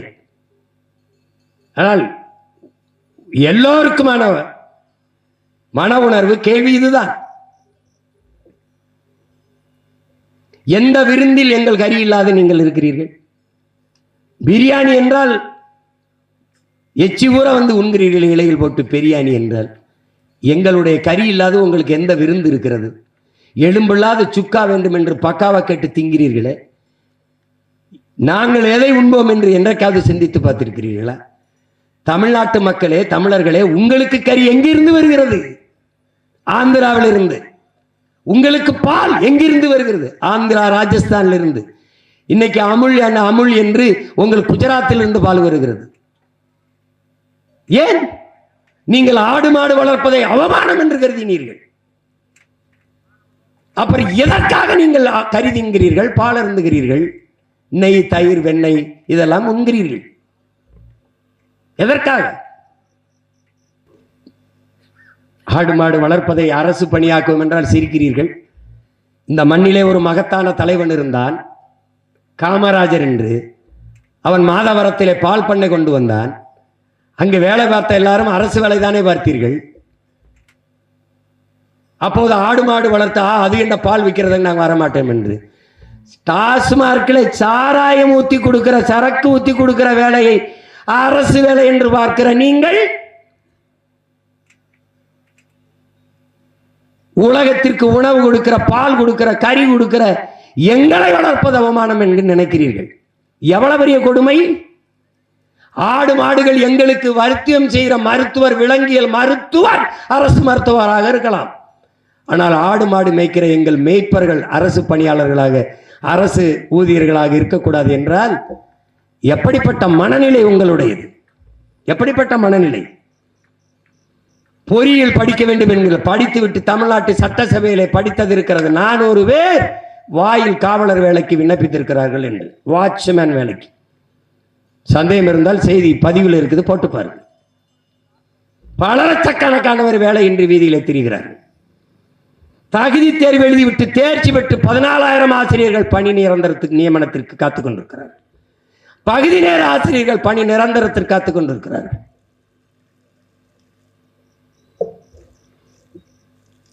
சாப்ட்வேர் இண்டஸ்ட்ரியின் பிதாமகன் பில் கேட்ஸ் 2,20,000 ஏக்கர்லே வேளாண்மை செய்கிறான் அமெரிக்காவில். ஏன்? அவனுக்கு தெரியும் சாப்ட்வேரில் வேலை செய்தாலும் சாப்பிட்டு போய் தான் வேலை செய்ய முடியும் என்று. எதற்காக இத்தனை லட்சம் ஏக்கரில் விவசாயம் செய்கிறீர்கள் பில் கேட்ஸ்? அங்குதான் நிரந்தர பொருளாதாரம் இருக்கிறது, அங்குதான் எல்லோருக்கும் வேலை கொடுக்க முடியும் என்கிறார். இந்த மண்ணிலே இருந்த நம்ம அன்பிற்குரிய நடிகர் அண்ணன் நெப்போலியன் 500 ஏக்கர்ல வெறும் புல் வளர்க்கிறான். புல், இந்த மாட்டுக்கும் போடுற தீவனத்திற்கு புல் வளர்க்கிறான். அதிலேயே பல லட்சம் ரூபாய்களை பொருளாதாரமாக ஈட்டுகிறார். எங்கு பொருளாதாரம் இருக்கின்ற தெரியாத பைத்தியக்காரரிடத்தில், அறிவற்றவர்கிட்ட நாட்டை கொடுத்து விட்டு சாராயத்தை கொடுத்து செத்து போகிறார். காவலன் அடிச்சு செத்தால் 5 லட்சம், கள்ளச்சாராயம் குடிச்சு செத்தால் 10 லட்சம். நாட்டை எப்படி வழிநடத்தி செல்கிறார்கள் என்று அறிவார்ந்த மக்கள் நீங்களாவது சிந்தியுங்கள்.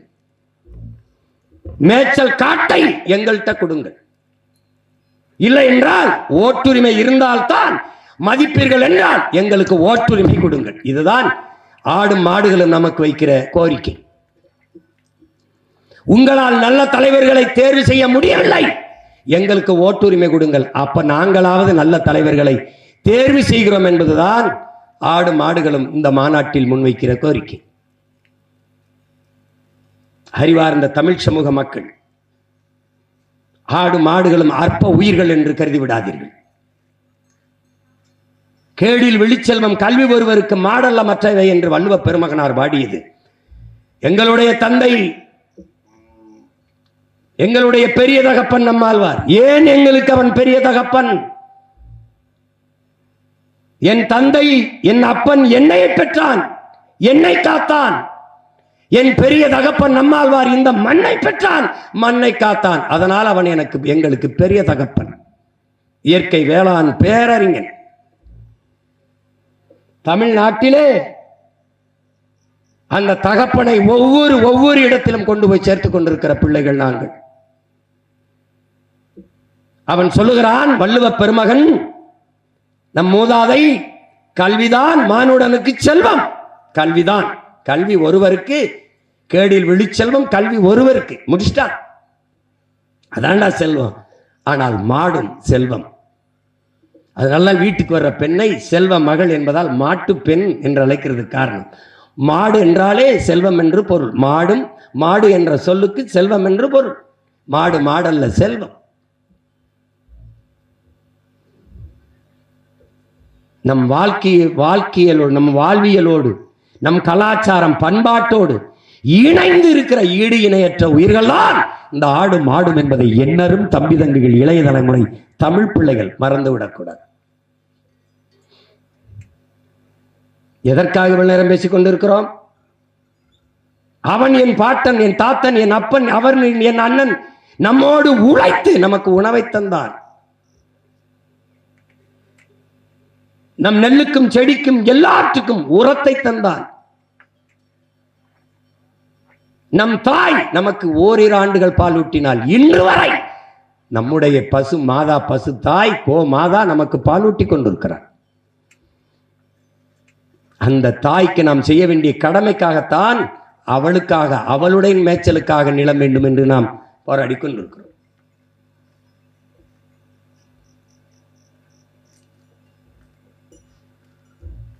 இனிமேலாவது யாராவது திட்டும்போது எருமையே என்று திட்டாமல் இருங்கள். திட்டுவதற்கு நிறைய பேர்கள் இருக்கிறதே, நாட்டை ஆண்ட தலைவர்கள் பெயர்கள் எல்லாம் இருக்கிறது. அவர்கள் பேரை வைத்து திட்டி விடுங்கள். உங்களுக்கு கருப்பாக இருந்தால் பிடிப்பதில்லை, பனையை பிடிப்பதில்லை. பனையிலிருந்து பால் வந்தால் ஐயோ அது பாலிடால் போல பதறுகிறீர்கள்.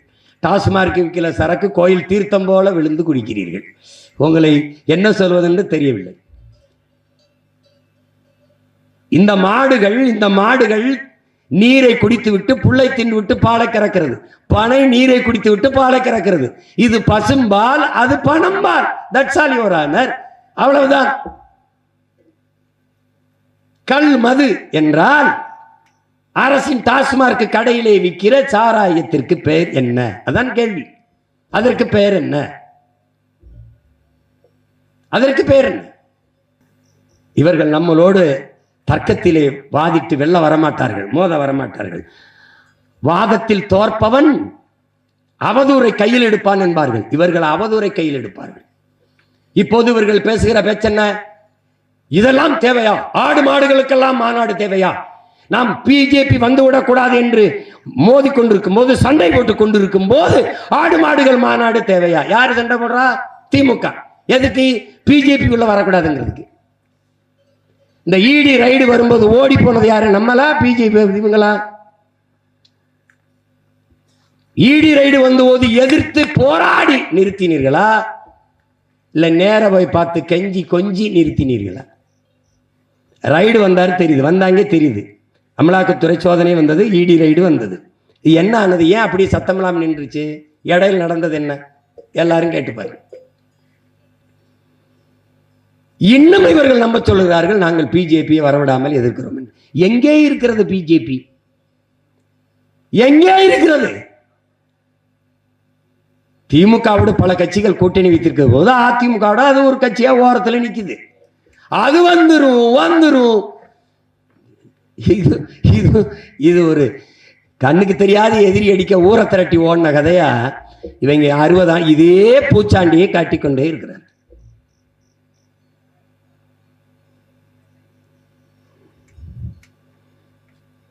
ஆடு மாடுகளை பற்றி கவலைப்படாத நீங்கள் ஆவின் பால் விற்பது எதனால்? ஆவின் பால் விற்கிற அரசிடத்திலே நாங்கள் எழுப்புகிற கேள்வி, ஆ எங்க? ஆ என்றால் பசு, கோ என்றாலும் பசு. உங்களுக்கு தெரியுமா? என் உடன் பிறந்தார்களே, உங்களுக்கு தெரியுமா? தமிழ்நாட்டில் பால் பொட்டணத்தில் எடுத்து பாருங்கள், முழுக்க ஆங்கிலத்திலும் தங்கிலீஷிலும் இருக்கிறது. முதலில் மாட்டு மடுவை போட்டு பால் பொட்டலம் இருந்தது. இப்போது ஐயா கருணாநிதி அவர்கள் படமும் ஐயா ஸ்டாலின் படமும் இருக்கிறது. பால் அப்ப எங்கிருந்து வருகிறது? உங்களுக்கு எங்கிருந்து வருகிறது? அதை நாம் திட்டிய பிறகு எடுத்தார்கள். மாடு வளர்ப்பது அவமானம் என்று கருதுகிற நீங்கள் எதற்காக பாலை குடிக்கிறீர்கள்? எதற்காக பாலை குடிக்கிறீர்கள்? பால் இல்லாது கறி இல்லாது விருந்தேது? விருந்தேது? உங்களுக்கு கொண்டாட்டம் ஏது? பண்டிகை ஏது? பொங்கல் என்றால் 1 கோடி ஆடு வித்தது, 2 கோடி ஆடு வித்தது, 3 கோடிக்கு வியாபாரம். அதையெல்லாம் வெட்கமில்லாமல் சொல்கிறீர்களே. அங்குதானே வேளாண் குடிமகனின் பொருளாதாரம், அங்குதானே அவனுடைய வாழ்வாதாரம், அங்குதானே சிற்றூர்களின் பொருளாதார வளர்ச்சி, கிராமப்புற பொருளாதாரம். சிற்றூர்களின் கிராமப்புறங்களின் பொருளாதாரத்தை வளர்த்தெடுக்காமல் ஒரு நாட்டின் பொருளாதாரத்தை சமவிகிதத்தில் எப்படி உங்களால் வளர்த்தெடுக்க முடியும்? எப்படி முடியும்?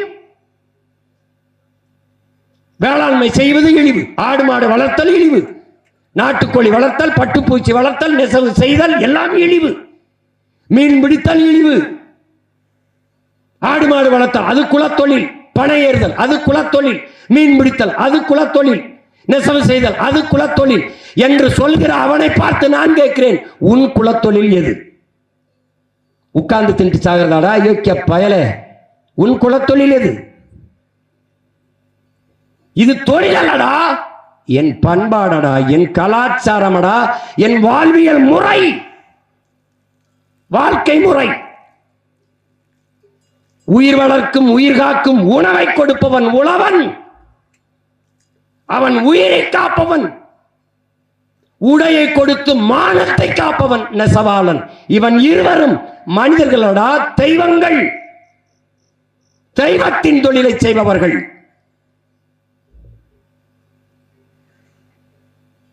அதை புரிந்து கொள்ள வேண்டும். மாயோன் மேய காடுரை உலகு, வேந்தன் மேய தீம்புணல் உலகு. எங்கள் தொல்காப்பியம் பாடுகிறது. மாயோன் மேய காடுரை உலகு, சேயோன் மேய மைவர உலகு, வேந்தன் மேய தீம்புணல் உலகு, வர்ணன் மேய பெருமணல் உலகு என்று 4 திணைகளை பகுத்து வகுத்து பாடுகிறது தொல்காப்பியம். அப்படி காடும் காடு சார்ந்த இடத்திலே வாழ்ந்த மக்கள் எங்கள் ஆயர்குடிகள். கோன் இரண்டாவது வரும் தாய்க்குடி, மூன்றாவது வரும் தாய்க்குடி. மருது நிலத்திலே வாழ்ந்த நாங்கள் வேளாளர்கள். வேளாண்மை செய்ததால் வேளாளர்கள்.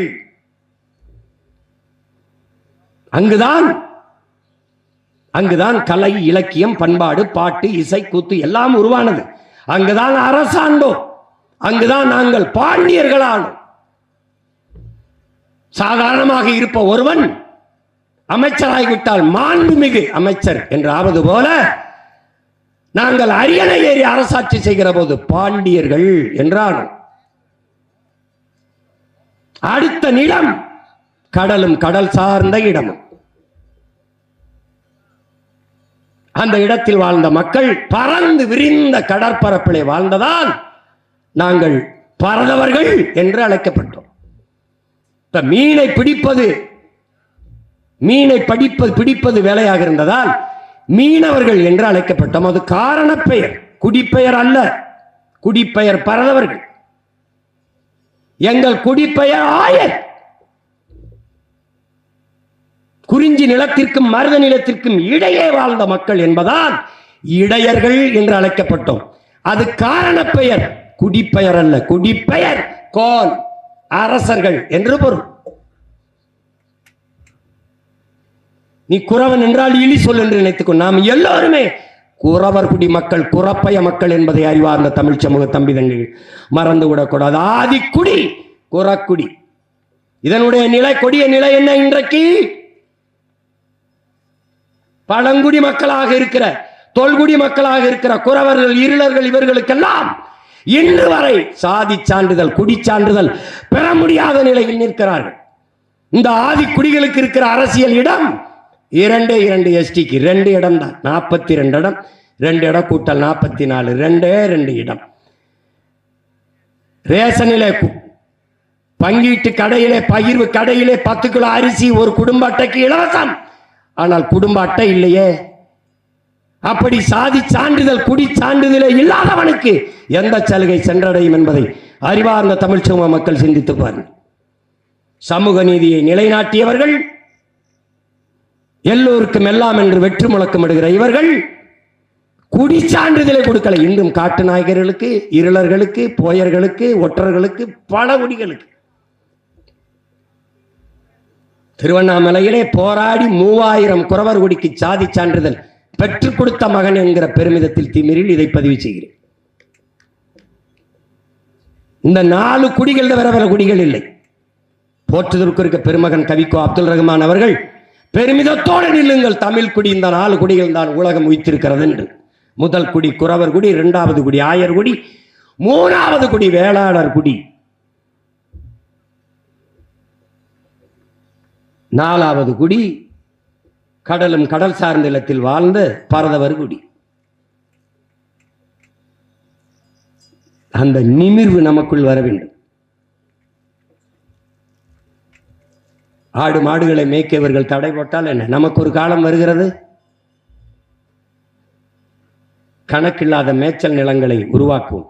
தரிசு நிலம் என்று சொல்லக்கூடாது, மேய்ச்சல் நிலம் என்றுதான் இனி வருங்காலங்களில் சொல்ல வேண்டும். மேய்ச்சல் நிலம் அது ஆடு மாடுகளுக்கான சொந்த நிலம், அவர்களுடைய மேய்ச்சல் நிலம். கணக்கில்லாத மேய்ச்சல் நிலங்களை இந்த நிலத்திலே நாம் உருவாக்க வேண்டும். இன்றைக்கு கோரிக்கை வைத்து போராடுகிறோம். இந்த தடையை தகர்க்க இந்த பிள்ளைகளுக்கு வழி இல்லை. அதனால் ஆகஸ்ட் 3ஆம் தேதி இதே மலையிலே, தேனி மேற்கு இந்த மலையிலே ஆயிரக்கணக்கான மாடுகளை ஓட்டிக்கொண்டு நாங்களே, குறிப்பாக நானே மேய்க்க செல்வேன். இந்த தடையை தகர்ப்பேன், போராடி தகர்ப்பேன். இழந்துவிட்ட உரிமையை பிச்சை கட்டு பெற முடியாது, போராடித்தான் பெற்றாக வேண்டும் என்று புரட்சியாளர் அண்ணல் அம்பேத்கர் நமக்கு கற்பித்திருக்கிறார். எங்களுக்கு இருக்கிற ஒரே வழி, அதிகாரமற்ற எளிய பிள்ளைகள் எங்களுக்கு இருக்கிற ஒரே வழி, இறுதி வழி, போராடி போராடி தகர்ப்பது ஒன்றுதான். ஒவ்வொரு நாளையும் உனதாக்கு, எவரையும் சம உணர்வுடன் சந்தி. நீ பட்டறை கல்லானால் அடி தாங்கு, நீயே சம்மட்டி ஆனால் ஓங்கி அடி என்கிறார் நம்முடைய அறிவியல் அடையாளம் ஐயா அப்துல் கலாம் அவர்கள். நாங்கள் பட்டறை கல்களாக இருந்து பல ஆயிரம் ஆண்டுகளாக அடி வாங்கிவிட்டோம். இப்போது சம்மட்டியாக மாறி அடித்து நொறுக்க வேண்டிய தேவை வந்துவிட்டது. அந்த சம்மட்டி அடியைத்தான் ஆகஸ்ட் 3ஆம் தேதி எந்த தடை இருக்கிறதோ, எந்த வனக்காவலர் அவரை மலையில் இருந்து நுழைய விடாமல் கீழே தோள்பட்டை பிடித்து தள்ளினாரோ, அதே அடிவாரத்திலே பிரபாகரன் மகன் இந்த வீரன் அழகு முத்துக்கோனின் பேரன் அந்த இடத்தில் இருந்து மாட்டை ஓட்டி செல்கிறேன், எவர் தடுப்பார் என்று பார். வழக்கு இல்லை என்றால் விடியாது கிழக்கு என்ற கோட்பாட்டை கொண்டவர்கள். தடை என்றால் அதை உடை, சிறை என்றால் அதை நிறை. இதுதான் எங்கள் கோட்பாடு. இதற்கெல்லாம் அஞ்சுகிறவன் ஒரு வீர மறவனாக, ஒரு போராட்டக்காரனாக இருக்கவே முடியாது.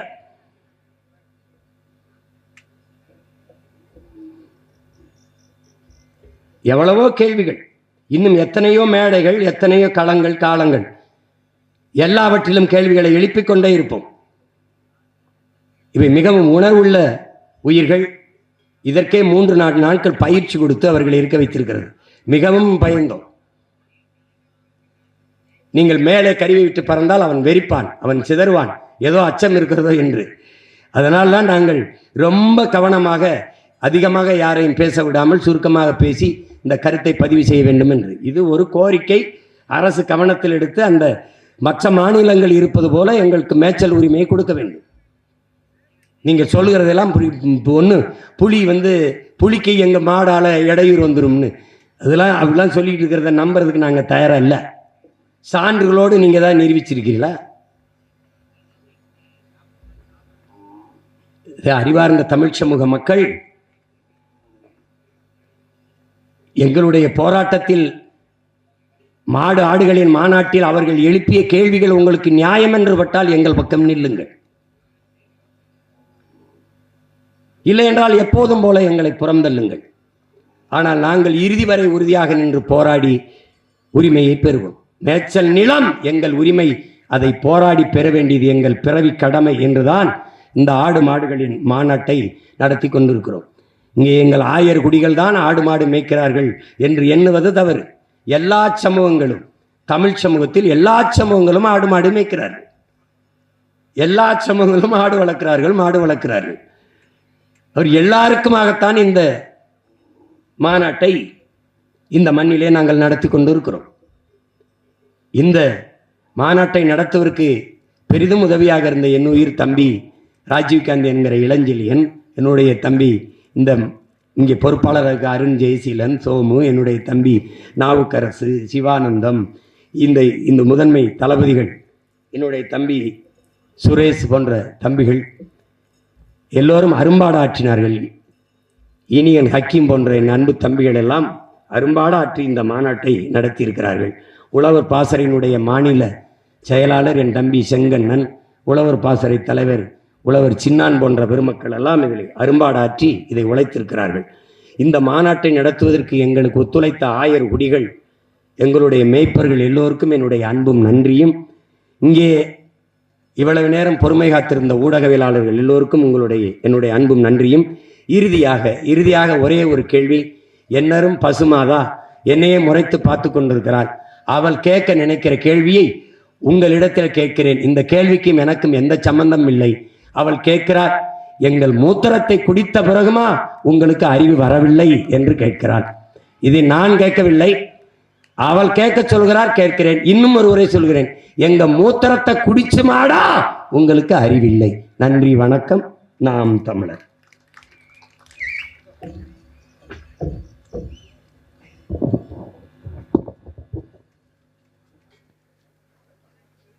தேனி மாநகரில் மாடு மேய்க்க சென்ற போது வனக்காவலரால் தள்ளிவிடப்பட்ட ஐயா சன்னாசி அவர்கள் மாடு மேய்க்கும் போராட்டத்தை நடத்தவிருக்கின்ற அண்ணன் சீமான் அவர்களுக்கு மாடு மேய்க்க கோல் கொடுத்து அந்த போராட்டத்தை துவங்கி வைக்கிறார்.